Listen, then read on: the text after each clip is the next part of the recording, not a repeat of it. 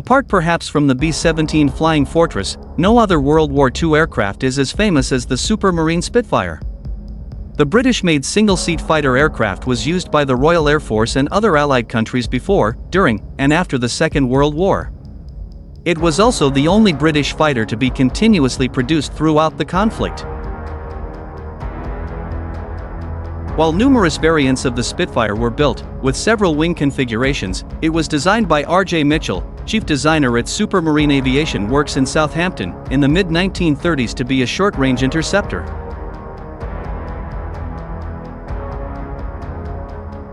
The Seafire was the carrier-based adaptation of the Spitfire that entered service in 1942.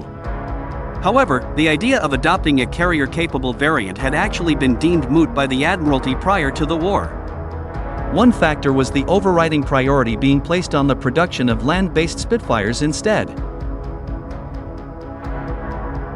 The concept was pushed ahead following the Battle of Britain, and culminated in the initial batch of some 140 Seafire MKIB aircraft.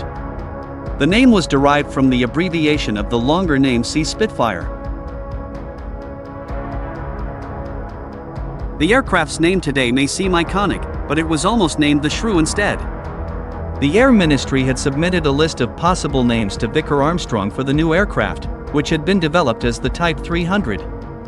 Shrew and Scarab were among the choices that Mitchell had preferred, but Sir Robert McLean, director of Vickers Armstrongs at the time, had another idea. While the word Spitfire, which dates from Elizabethan times, was meant to refer to a person with a fierce temper, it was actually the pet name McLean's eldest daughter Annie Penrose, who he called a Little Spitfire.